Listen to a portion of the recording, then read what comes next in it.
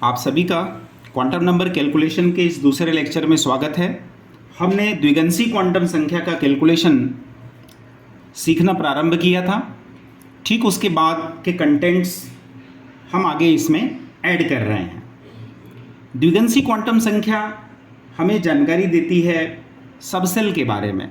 Subshell जैसे S, P, D, F. S का shape कैसा होता है? स्फेरिकल होता है। पी का शेप डंबल होता है। डी का शेप डबल डंबल होता है। जबकि एफ का शेप डबल डंबल होता है but it is of complex nature. जब शेप ऑफ ऑर्बिटल्स को डिस्कस करेंगे तब इसके बारे में आपको सही जानकारी पूरी दी जाएगी। For this S the value of L is 0। हमने उस समय एक चार्ट के माध्यम से ये आपको पहले से बता रखा है। पी के लिए एल का वैल्यू हमेशा 1 होता है। डी के लिए एल का वैल्यू 2 होगा और एफ के लिए एल का वैल्यू 3 होगा। ये जो वैल्यूज़ का हम कैलकुलेशन कर रहे हैं ये पिछले लेक्चर में बताए हुए फॉर्मूले L equals to 0 to n-1 से ही किया जा रहा है, क्योंकि आपको ये जानकारी है कि इसके लिए वैल्यू जब n इक्वल्स टू 1 होता है तो उसमें केवल s होता है। और ऐसी परिस्थिति में अगर हम 1s के लिए कुछ कैलकुलेशन करना चाहते हैं तो 1s के लिए ये प्रिंसिपल क्वांटम नंबर को डिनोट कर रहा है। इलेक्ट्रॉनिक कन्फिग्रेशन में आप ऐसा लिखते हैं तो इलेक्ट्रॉनिक कन्फिग्रेशन में this number represents principal quantum number and this particular subshell represents the number of electrons present in this particular subshell. चाहे S का है तो S में मैक्सिमम इलेक्ट्रॉन 2 होंगे, हमने कैलकुलेट किया था उस समय। P में मैक्सिमम कितने होंगे? 6 होंगे। क्यों होंगे वो चर्चा हो चुकी है। D में मैक्सिमम इलेक्ट्रॉन की संख्या 10 होगी और F में मैक्सिमम इलेक्ट्रॉन की संख्या 14 होगी। एजीमुथल क्वांटम नंबर को सेकेंडरी क्वांटम नंबर भी कहा जाता है। इसके लिए दूसरा शब्द भी है secondary quantum number. Secondary quantum number का यूज जो है वो सोमरफील्ड नाम के साइंटिस्ट ने किया था। सोमरफील्ड। और समरफील्ड का ये कहना था कि this quantum number actually explains the fine lines in the atomic spectrum. किसी एटॉमिक स्पेक्ट्रम में जो फाइन लाइंस मिलती हैं एक्चुअल में वो लाइंस जो हैं वो एजीमुथल क्वांटम नंबर यानी एल के बारे में इंफॉर्मेशन देती हैं। And momentum of electron can be calculated, that is MVR can be calculated using formula h/2 pi into root L into L plus 1, जहाँ हम root L into L plus 1 की जगह पर केवल n लिख सकते हैं क्योंकि ये n मान के बराबर होता है। Now we are coming to the next quantum number, that is, आप इसका स्क्रीनशॉट चाहें तो ले सकते हैं। मैं इसका स्क्रीनशॉट यहाँ तक आप ले सकते हैं। Okay, now next is magnetic quantum number. तीसरा क्वांटम नंबर ये है मैग्नेटिक क्वांटम नंबर।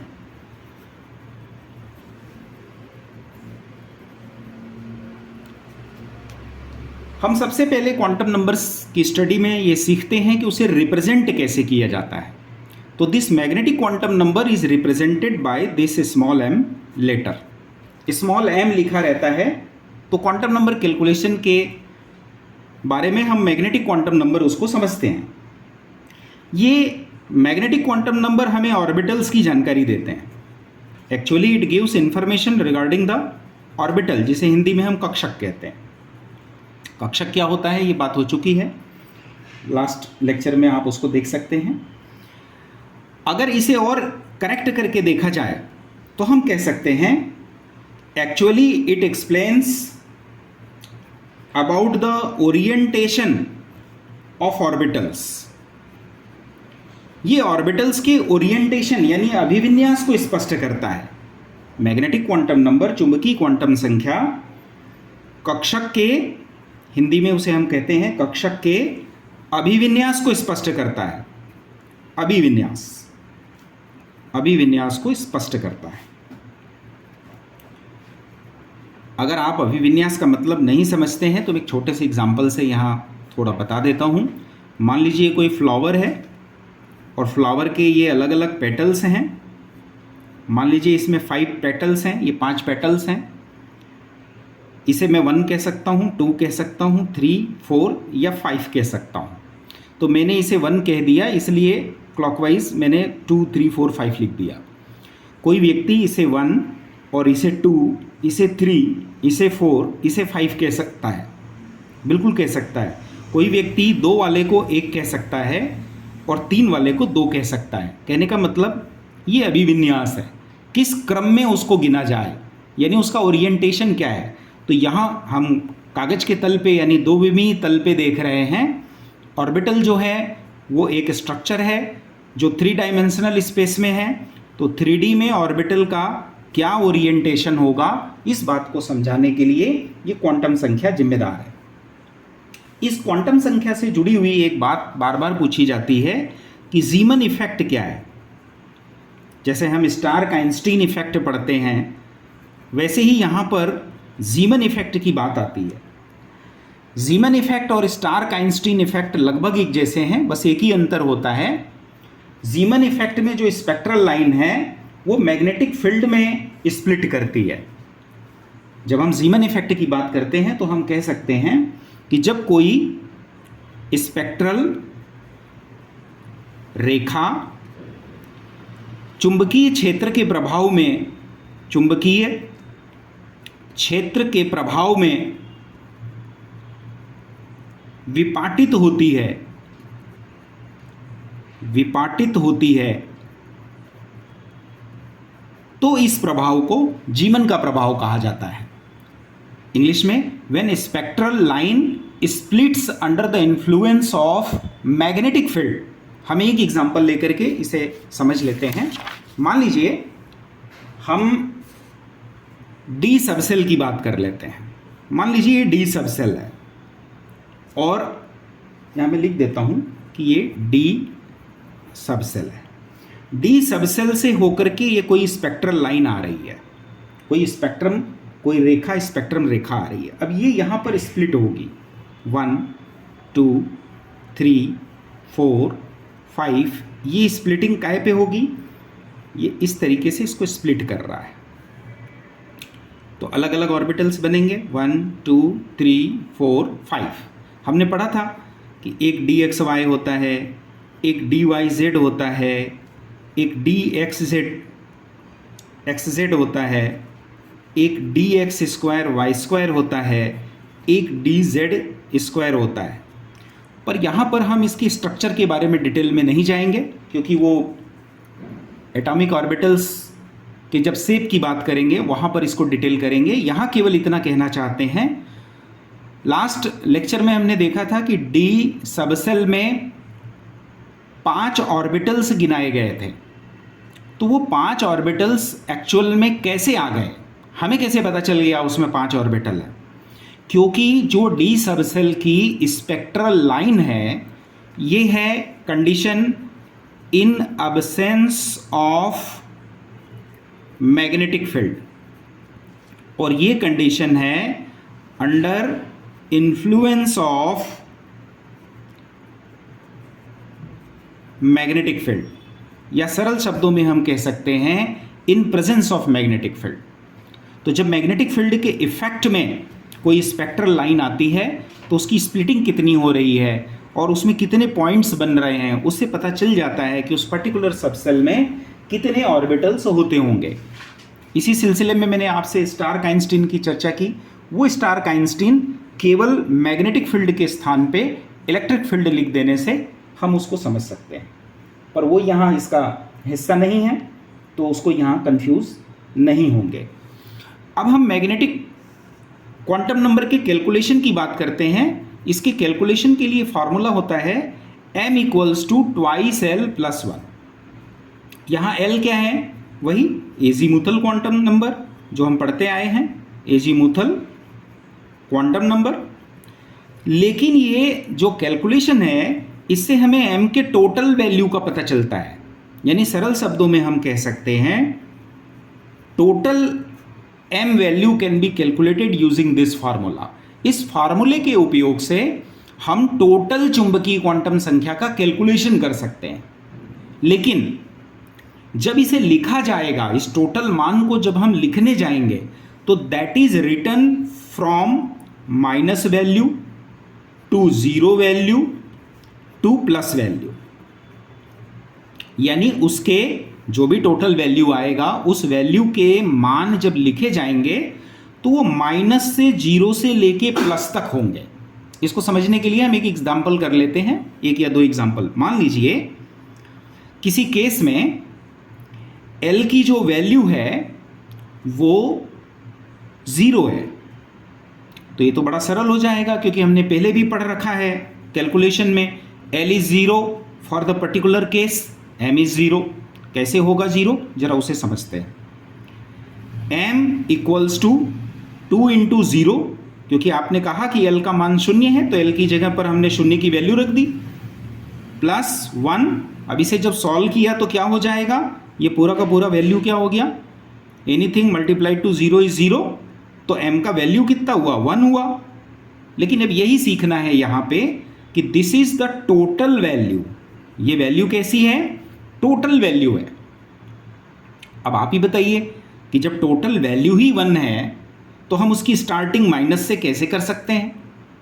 नहीं कर सकते। अगर उसकी वैल्यूज हम माइनस से स्टार्ट कर भी दें तो -1 0 +1 अगर हम लिखते हैं तब तो वो 3 वैल्यू हो गई भाई। -1 is a value, 0 is value, +1 is value, और यहाँ 3 है नहीं, यानी टोटल वैल्यू इज 1 ओनली। तो टोटल वैल्यू जब 1 ही है तो हम माइनस से स्टार्ट नहीं कर सकते, क्योंकि माइनस से स्टार्ट करेंगे तो हमें 0 से होके प्लस तक जाना पड़ेगा, तो 3 वैल्यू हो जाएगी। इसका मतलब if L is 0 then for this only the M value would be 0। ये आपको पहले ही इसलिए बता दिया जा रहा है क्योंकि आप कैलकुलेशन करेंगे भी तो टोटल वैल्यू 1 आएगी, and 0 is also a value, 0 भी तो एक वैल्यू है। इसे और क्लियर करने के लिए हम एक कैलकुलेशन और कर लेते हैं, 2 इंटू 1। यहाँ पर हमने क्या किया, L की वैल्यू को, ये जो L की वैल्यू फॉर्मूले में है, L की वैल्यू को 0 रखने के बजाय हमने अब क्या रख लिया, 1 रख लिया है। तो अब कैलकुलेट करके देखते हैं, टोटल वैल्यू 3 हो जाएगी, 2 इंटू 1 प्लस 1 दैट इज 3। ये तो M का टोटल मान हो गया, लेकिन इस मान को लिखना कैसे है, तो जब हम राइटिंग करेंगे इसकी तो हमें -1 0 और +1 लिखना पड़ेगा। अब आप बोलेंगे 1 कैसे आ गया, अरे भाई M की टोटल वैल्यू 3 है, शर्त ये है कि आपको स्टार्ट करना है माइनस वैल्यू से और माइनस से 0 होते हुए प्लस तक जाना है। तो आप ही बताइए कि -1 0 +1 के अलावा कोई ऑप्शन है क्या? नहीं है। 1 वैल्यू, 2 वैल्यू एंड 3 वैल्यू, तो total value is 3 and this is from -2 0 two plus. इस प्रकार से एक प्रैक्टिस और कर लें। If small l value is 2, तो मैं 1 की जगह पे अब क्या लिखूंगा अगले कैलकुलेशन में, 2 इंटू 2, क्योंकि L की वैल्यू को अब हमने 2 मान लिया है। तो +1 करके देखते हैं कितनी वैल्यूज आती हैं, 5 वैल्यू आ रही हैं यहाँ पे, तो 5 वैल्यूज हैं। पर ये 5 क्या है, टोटल वैल्यू ऑफ M है। तो ये लिखा कैसे जाएगा, ये लिखा जाएगा माइनस से 0 से प्लस। तो कोई संख्या आप बताइए जो माइनस से 0 से प्लस तक होके जाए और 5 टोटल वैल्यू हो जाए, तो वो होगी -2 -1 0 +1 +2। काउंट कर लेते हैं, 1 एक वैल्यू, 2 3 4 5, तो टोटल वैल्यू हुई 5। और जो दूसरी शर्त थी कि आप माइनस से लेके 0 से लेके प्लस तक जाएंगे, हम उसका पालन भी कर रहे हैं। तो इस प्रकार से हमने मैग्नेटिक क्वांटम संख्या के बारे में जानकारी ली। नेक्स्ट अब हम लेंगे स्पिन क्वांटम नंबर। तो now we are taking spin quantum number. हम चक्रण क्वांटम संख्या की बात करेंगे आपसे। याद है मैंने आपसे कहा था कि चक्रण क्वांटम संख्या यानी स्पिन क्वांटम संख्या को हम डिनोट करते हैं एस लेटर से। और ये हमें क्या बताता है? तो ये इलेक्ट्रॉनों के चक्रण के बारे में बताता है। यहां हमें थोड़ा समझना चाहिए कि आफ्टर ऑल इलेक्ट्रॉन का स्पिन है क्या। देखिए, इलेक्ट्रॉन को हम एक टाइनी बार मैग्नेट मानते हैं। आप जरा ध्यान से सुनेंगे, हम एक छोटा सा चुंबक का पार्टिकल या कण या रॉड मानते हैं। उसको मानने से हमें यहाँ पे क्या समझने को मिल रहा है? जैसे मान लीजिए कोई रॉड है तो उसका कोई एक्सिस होगा। रॉड कहने से तात्पर्य क्या है कि उसका कोई तो एक्सिस होगा ना, कोई एक्सिस होगा। अब इलेक्ट्रॉन या तो एक्सिस के राइट हैंड साइड स्पिन कर रहा है या तो इलेक्ट्रॉन एक्सिस के लेफ्ट हैंड साइड स्पिन कर रहा है। तो ये स्पिन है क्या? एक्चुअली इसे समझने के लिए हम समझेंगे vibration of electron on its own axis. इस बात को आप समझिएगा, अपने ही अक्ष पर यानी एक्सिस पर इलेक्ट्रॉन में होने वाला लगातार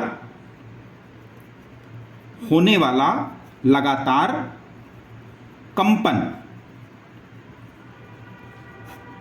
अब अगर ये वाइब्रेशन राइट हैंड साइड में है तो उसे कागजी व्यवस्था यानी जिस प्रकार से हम रिप्रेजेंट करते हैं, पढ़ते हैं, उसे हम इस प्रकार से डिनोट करते हैं। कभी ऐसा या इसको ऐसा भी कर सकते हैं। आप देखेंगे किताबों में कोई इलेक्ट्रॉन ऐसा है तो उसके लिए वो +½ वैल्यू लिखते हैं, क्योंकि ऐसा माना जाएगा, ऐसे लिखे हुए प्रेजेंटेशन में इलेक्ट्रॉन के लिए ये माना जाएगा कि वह एक्सिस के राइट हैंड साइड ही वाइब्रेट कर रहा है। सॉरी। या इसे इस प्रकार से भी बताया जाता है, इसको भी हम +½ रिप्रेजेंट करते हैं। अब यहीं पर अगर इलेक्ट्रॉन को कोई ऐसा दर्शाएगा तो इसका कन्वेंशन है, इसकी वैल्यू -½ होगी। और इसी में मान लीजिए कोई इलेक्ट्रॉन को इस तरीके से दर्शाएगा तो इसके लिए भी इलेक्ट्रॉन की वैल्यू -½ होगी।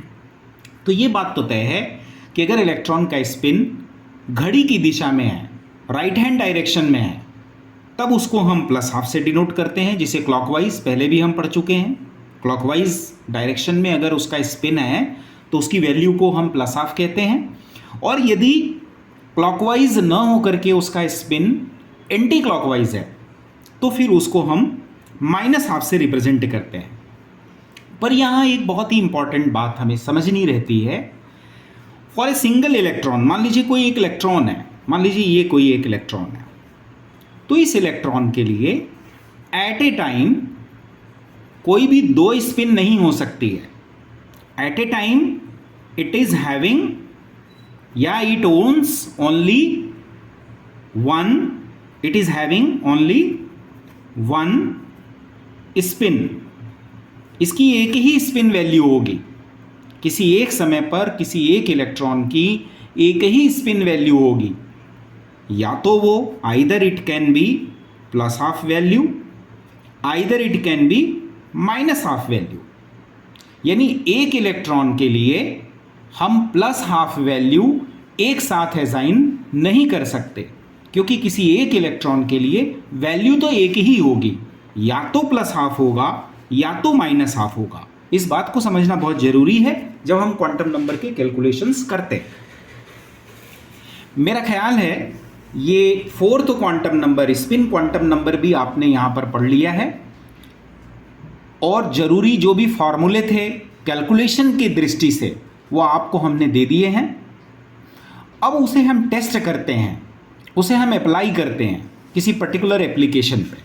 तो उसके लिए मैं एक छोटा सा क्वेश्चन, बहुत ही बेसिक क्वेश्चन लेता हूँ। कई बार ये पूछा जाता है, if n is 1 then calculate other quantum numbers. यदि n का मान 1 है तो बाकी के क्वांटम नंबर की आपको कैलकुलेशन करनी है। हम यहाँ एक कोशिश करते हैं। देखिए n = 1 में ये बात तो क्लियर हो गई कि एक क्वांटम नंबर तो हमें दिया गया है। तो हमें बचे हुए क्वांटम नंबर कैलकुलेट करना है। तो एल की वैल्यू क्या होगी, एम की वैल्यू क्या होगी, एस की वैल्यू क्या होगी, और ये कैलकुलेट करने के लिए मैं यहाँ ब्रीफ में फार्मूले फिर से रख के कैलकुलेट करूँगा ताकि आपको पूरी बात समझ में आ सके। देखिए n का वैल्यू 1 दिया है, तब तो मैं n इज इक्वल टू 1 ही लिखूंगा, तो एक वैल्यू तो मेरा हल हो गया। अब मुझे l का मान निकालना है, तो फार्मूला मैंने आपको दे रखा है, अगर आप उसको रिकॉल नहीं कर पा रहे हैं तो यहाँ फिर से लिख रहा हूँ, बहुत सरल है। वैल्यू को हम आगे बढ़ाते हैं 0 2। अब n की जगह पे मैं क्या लिखूँ आप ही बताइए, एक मान है तो एक ही लिखेंगे, n इक्वल्स टू 1, तो 1 माइनस 1 हुआ। तो इसको सॉल्व करने पर क्या आ जाएगा, 0 to 0 आएगा, क्योंकि 1 माइनस 1 0 होता है। अब 0 to 0 का क्या मतलब है भाई, 0 ही होगा ना। 0 to 0 का क्या मतलब है, शून्य से शून्य का मतलब तो शून्य ही हुआ, एक से एक का मतलब तो एक ही हुआ। बात समझ में आ रही। तो इसका मतलब ये है कि हमें l की वैल्यू मिल गई है एंड दैट इज 0। क्लियर है, ओके। अब हमें m का मान कैलकुलेट करना है। हमने m के लिए भी आपको फार्मूला दे रखा है, यहाँ फिर से दे देते हैं ताकि आपको रिकॉल करने में असुविधा ना हो। Twice l plus 1। अब हमें क्या करना है, यहाँ l का मान रखना है भाई। l का मान क्या है, 0 है, तो 2 इंटू 0 प्लस 1, सीधे सीधे सॉल्व कर रहे हैं। तो m की वैल्यू कितनी आई, 1 आई है। अभी हमने पढ़ा था कुछ ही देर पहले कि if the value of l is 0 then for that particular case, यानी जहां l का मान शून्य है ठीक उसी मान के लिए m का मान भी शून्य होगा। क्यों होगा, हमने ये भी पिछले अभी कुछ ही समय पहले देखा है। वहां हमने ये कहा था कि ये m का फार्मूला टोटल वैल्यू लाने का है, और इस टोटल वैल्यू को जब हम इंडिविजुअल वैल्यू में स्प्लिट करेंगे तो हमें माइनस से 0 से प्लस तक की वैल्यू लिखनी होगी। अब अगर टोटल वैल्यू ही 1 है तो उसे माइनस से 0 से प्लस तक तो कभी नहीं लिखा जा सकता है, इसका मतलब 0 वैल्यू है, because 0 is also a value. तो वो बात भी सही है कि m का मान शून्य है तो भी एक वैल्यू तो है, यानी टोटल वैल्यू तो एक ही है। आगे बढ़ते हैं। अब जब हमें स्पिन क्वांटम नंबर के लिए लिखना होता है तो हमें सही ढंग से सोचना भी पड़ेगा, ये डायरेक्ट नहीं लिखा जा सकता है, या जो लोग डायरेक्ट लिख लेते हैं वो बहुत प्रैक्टिस और सीखने के बाद लिखते हैं। क्या सोचना पड़ेगा, 2 पॉइंट केवल आपको अपने दिमाग में रखना है। पहला, नंबर ऑफ ऑर्बिटल्स हैं कितने, नंबर ऑफ ऑर्बिटल्स हैं कितने। अब आप बोलेंगे यहाँ ऑर्बिटल्स की क्या बात है, क्योंकि आपको सिखाया गया है कि एक ऑर्बिटल में मैक्सिमम 2 इलेक्ट्रॉन हो सकते हैं, और स्पिन क्वांटम नंबर ये कहता है कि किसी एक समय पर एक इलेक्ट्रॉन का एक ही क्वांटम संख्या होगा। तो जब 2 ही इलेक्ट्रॉन है तो टोटल 2 ही वैल्यू लिखे जाएंगे। लेकिन उससे पहले हमें ये भी समझना होगा कि ऑर्बिटल में दोनों इलेक्ट्रॉन हैं कहाँ, क्या एक ही ऑर्बिटल में है, और एक ही ऑर्बिटल में है तो हमने ये सीखा है कि पहला जो इसमें इलेक्ट्रॉन होगा वो प्लस हाफ होगा, और जो दूसरा इलेक्ट्रॉन होगा वो माइनस हाफ होगा। ठीक है, इसका मतलब m की वैल्यू 0 है, इसका मतलब मैंने कहा था ना m किसके बारे में जानकारी देता है, मैंने साफ साफ कहा है ये कक्षक के बारे में जानकारी देता है। ठीक है, अब अगर l की वैल्यू 0 है बेटा तो कौन सा सबसेल है, अगर l की वैल्यू 0 है तो s सबसेल है। आप देख लेना, हमने जहां पर azimuthal quantum number last lecture में पढ़ा है वहां एक टेबल बना के रखा है, या आज के लेक्चर में भी हमने रिपीट किया है कि यदि l का मान 0 है तो you should stand for the s subshell. जहां l का मान शून्य होता है उसे s सबसेल समझा जाता है। अब ये तो हमने पढ़ रखा है कि s सबसेल में एक ही ऑर्बिटल होता है। अब जब एक ही ऑर्बिटल होता है तो यहाँ मैं रफ में यहाँ कर रहा हूँ क्योंकि यहाँ मैं डायरेक्ट वैल्यू लिखूंगा ताकि कंफ्यूजन नहीं हो। तो एक ऑर्बिटल हो गया भाई, कहाँ से आया ये एक ऑर्बिटल, ये एक ऑर्बिटल आया क्योंकि s सबसेल है। अब s सबसेल में कितने ऑर्बिटल होते हैं, तो एक ही होता है, इसलिए एक बनाया है। अब एक ऑर्बिटल में इलेक्ट्रॉन कितने होते हैं, तो हमने कहा टोटल 2 होते हैं। पहला इलेक्ट्रॉन जो इंटर करेगा वो हमेशा प्लस हाफ होगा, और जो इसमें दूसरा इलेक्ट्रॉन इंटर करेगा वो हमेशा माइनस हाफ होगा।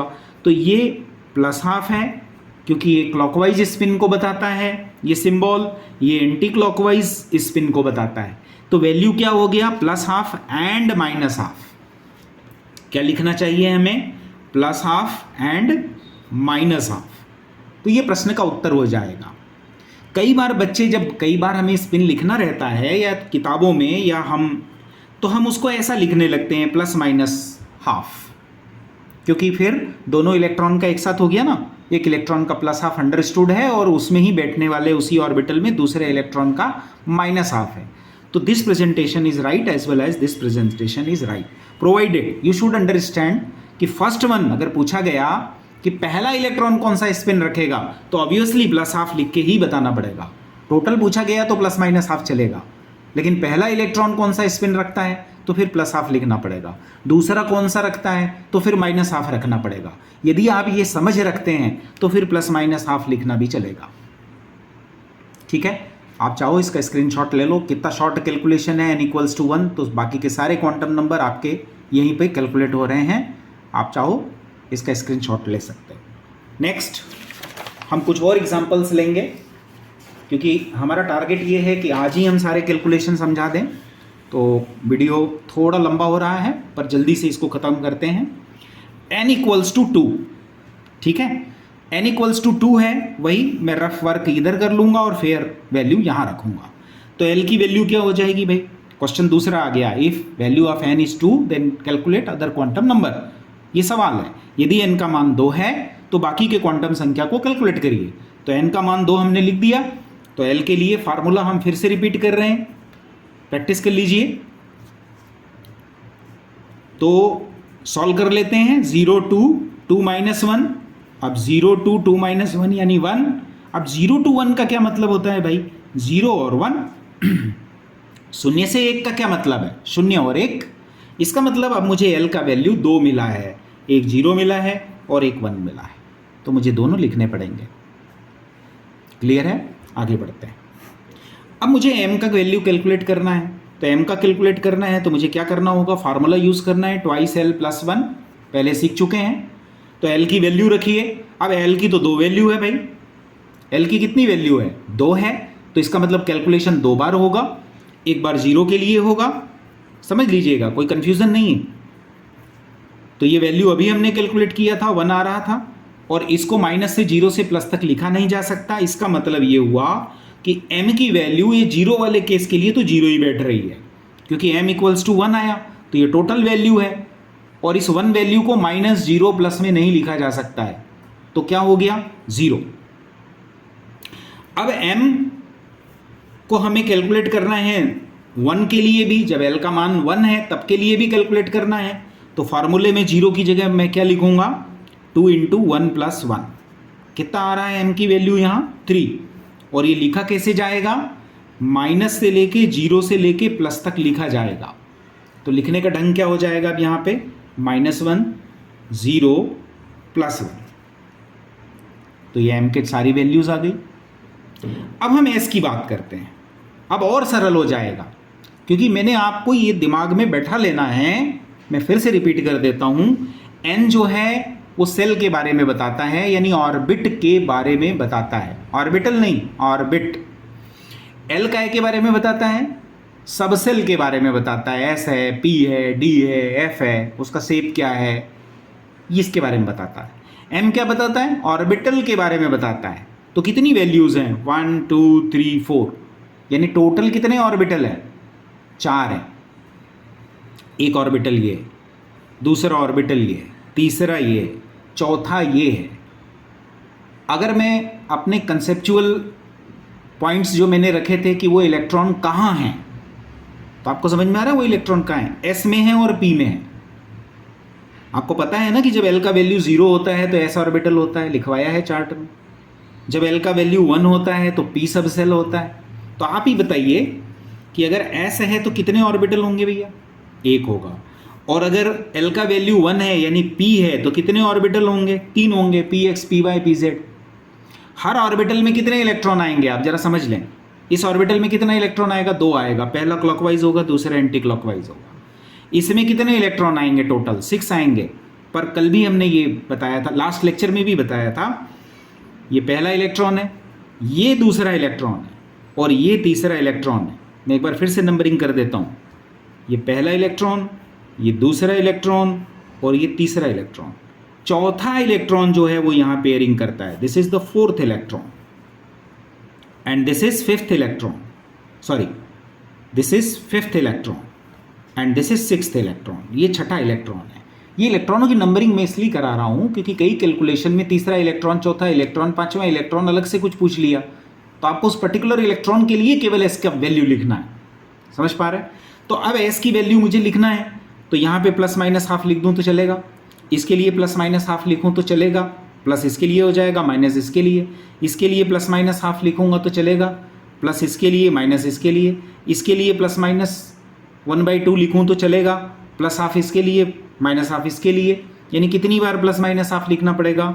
1 बार, 2 बार, 3 बार, 4 बार। शॉर्ट में मैं लिख देता हूँ 4 टाइम्स, 4 बार लिखना पड़ेगा, 4 टाइम्स प्लस माइनस 1/2। अब कोई स्टूडेंट चाहे तो उसको plus minus half comma plus minus half comma plus minus half comma plus minus half लिखे। कोई चाहे तो प्लस हाफ माइनस हाफ अलग अलग करके दोनों को 2 पार्ट में तोड़ लीजिए, plus minus half plus minus half plus minus half, ऐसा करके आप लिख सकते हैं। बेहतर बात है कि आपको पर्टिकुलर इलेक्ट्रॉन के लिए प्लस माइनस हाफ बताते आना चाहिए। एक और कैलकुलेशन कर लेते हैं। इफ n इक्वल्स टू 3, तो आप कोई ज़्यादा मुश्किल नहीं है, l का वैल्यू लिखना है।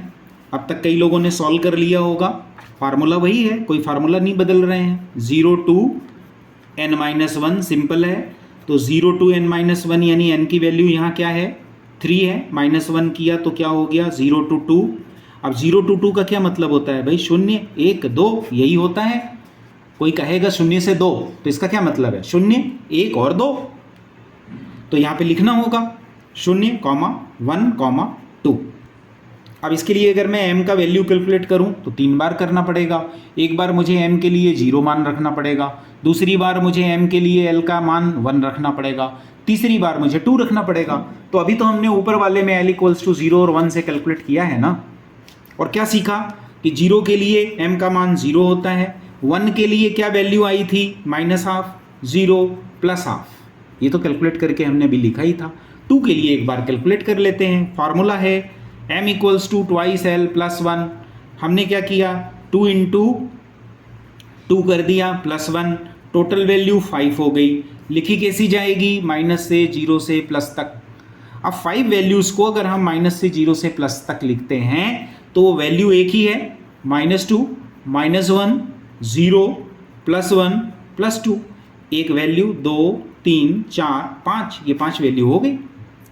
अब s का मान लिखना है तो मैंने क्या कहा था? आपको पता होना चाहिए कि नंबर ऑफ ऑर्बिटल्स कितने हैं। तो पता करने कहीं जाना थोड़ी है, ये रहे, एक ऑर्बिटल है, दूसरा है, तीसरा है, चौथा है, पांचवां है, छठा है, सातवां है, आठवां है, नौवां है। कितने ऑर्बिटल हुए? 9 ऑर्बिटल। हर ऑर्बिटल में 2 इलेक्ट्रॉन है, इसमें भी 2 है, इसमें भी 2 है, इसमें भी 2 है, इसमें भी 2 है। सभी ऑर्बिटल्स में 2-2 इलेक्ट्रॉन है और सभी ऑर्बिटल के पहले इलेक्ट्रॉन का प्लस हाफ वैल्यू है। समझ पा रहे हैं? तो अब इसको डिटेल ना करते हुए मैं शॉर्ट में लिख रहा हूँ।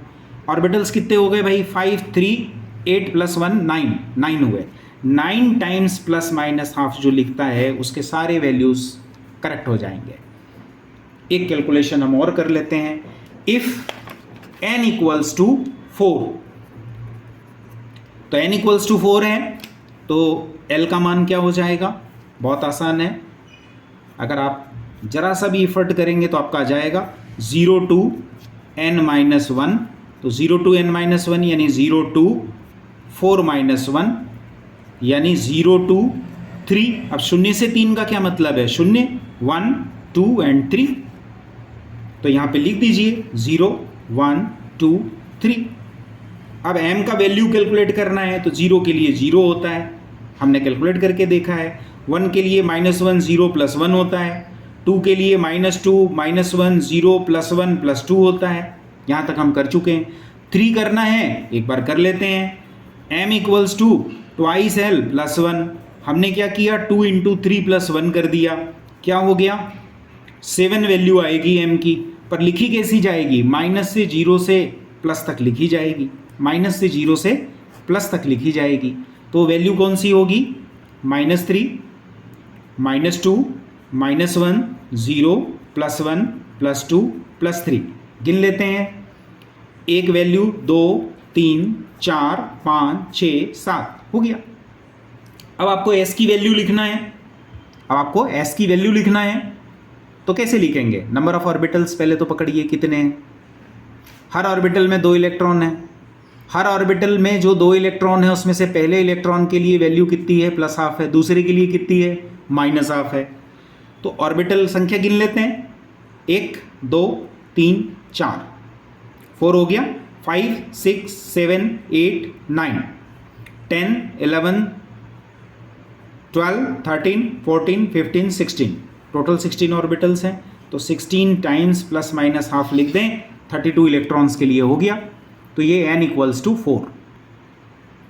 अब मैं आपको एक पर्टिकुलर सवाल देता हूं जिससे आपको ये कन्फर्म हो जाएगा, आपको कॉन्फिडेंस आ जाएगा। मान लीजिए किसी ने सवाल पूछा है, calculate all 4 quantum numbers for the last electron of nitrogen.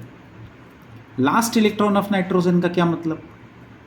बहुत सीधा मतलब है, नाइट्रोजन में 7 इलेक्ट्रॉन होते हैं, तो 7th इलेक्ट्रॉन के लिए लिखना है। तो उसे लिखने के लिए हमें इलेक्ट्रॉनिक कॉन्फ़िगरेशन पहले आना चाहिए, 1s2 2s2 and 2p3, 1s2 2s2 and 2p3। हम ऑर्बिटल्स बना लेते हैं। s ऑर्बिटल बनाया, इसमें 2 इलेक्ट्रॉन, एक क्लॉकवाइज एक एंटी क्लॉकवाइज, इसमें 2 इलेक्ट्रॉन, एक क्लॉकवाइज एक anti clockwise, 2p3 px py pz 1 2 3। तो 7वां इलेक्ट्रॉन कौन है? ये रहा 7वां इलेक्ट्रॉन। यानी हमें जो वैल्यू लिखना है n की, l की, m और s की, वो केवल और केवल इस इलेक्ट्रॉन के लिए लिखना है, न कि सारे इलेक्ट्रॉनों के लिए। तो इस इलेक्ट्रॉन के लिए लिखना है। कितना आसान है, देखिए इस कॉन्फ़िगरेशन को देखिए। मैंने क्या कहा था, ये जो नंबर होता है ये प्रिंसिपल क्वांटम नंबर को डिनोट करता है। तो प्रिंसिपल क्वांटम नंबर यानी n की वैल्यू यानी 2, ये आप डायरेक्ट देख के लिख सकते हैं। कितना ईजी हो गया। ये p जो है ये क्या है? तो मैंने कहा था सबसेल है। सबसेल है मतलब कौन बताएगा इसके बारे में? एजीमुथल क्वांटम नंबर बताएगा। तो आप ही बताइए, p सिंबल जब हमने लिखा है तो उसके लिए l की वैल्यू क्या होगी? बहुत इजी है, क्या होगी? 1। चार्ट बनाया था, s के लिए 0, p के लिए 1, d के लिए 2 और f के लिए 3। ठीक है, आगे बढ़ते हैं। अब m की वैल्यू मुझे इसके लिए लिखना है। देखिए m का वैल्यू लिखना यहाँ बहुत इजी है। हम डायरेक्ट चाहे तो लिख सकते हैं, -1 है, ये 0 है, ये +1 है। और यदि आप इसको डायरेक्ट लिखने में आपको प्रॉब्लम है तो आप पहले कैलकुलेट कर लो। कैसे करोगे? m का मान निकालोगे। क्या था टोटल वैल्यू कैलकुलेट करने का फार्मूला? एक बार देख लेते हैं, फिर से देख लेते हैं। 2l + 1। अब यहाँ l की वैल्यू रखना है, क्या रखेंगे भाई? 1 ही रखेंगे ना। तो 2 × 1 + 1 हो गया। टोटल वैल्यू कितनी आ गई? 3। लिखी कैसे जाएगी? माइनस से लेके 0 से लेके प्लस तक। तो वो कौन सी वैल्यू होगी? -1 0 और +1। तो मैंने कौन सी लिखी? -1 0 +1। मुझे तो 7वें इलेक्ट्रॉन से मतलब है, लास्ट इलेक्ट्रॉन से मतलब है। मुझे तो लास्ट इलेक्ट्रॉन के क्वांटम नंबर या स्पिन पूछा गया है। तो मैं लास्ट इलेक्ट्रॉन के लिए m का वैल्यू क्या लिखूंगा? विजिबल है, +1 लिखूंगा। तो मैंने यहाँ लिख दिया +1। और स्पिन की वैल्यू क्या लिखूंगा? साफ साफ दिख रहा है ना, ये क्लॉकवाइज होगा। मैंने कहा था ना ऑर्बिटल में आने वाला पहला इलेक्ट्रॉन, तो इस ऑर्बिटल में तो ये पहला ही इलेक्ट्रॉन है ना, भले ही ये तीसरा इलेक्ट्रॉन हो, लेकिन अपने ऑर्बिटल में तो पहला इलेक्ट्रॉन है, तो उसके लिए इसका वैल्यू +½ होगा। तो आप देख रहे हैं कि चाहे ओवरऑल वैल्यूज़ पूछी जाए, चाहे कोई सेलेक्टिव वैल्यू पूछी जाए, आप इसके बाद सारे कैलकुलेशंस कर सकते हैं। तो ये लेक्चर 2 क्वांटम नंबर हम यहाँ पर समाप्त कर रहे हैं। इससे संबंधित आपको कोई क्वेरी हो, कमेंट बॉक्स में आप लिखें। इलेक्ट्रॉनिक कॉन्फ़िगरेशन के लिए वीडियो चाहिए या आपकी प्रायोरिटी में कौन सा वीडियो आपको पहले चाहिए, आप यदि बताएंगे तो हम कोशिश करेंगे कि वो वीडियो आपको पहले अवेलेबल करा दें। Thank you very much.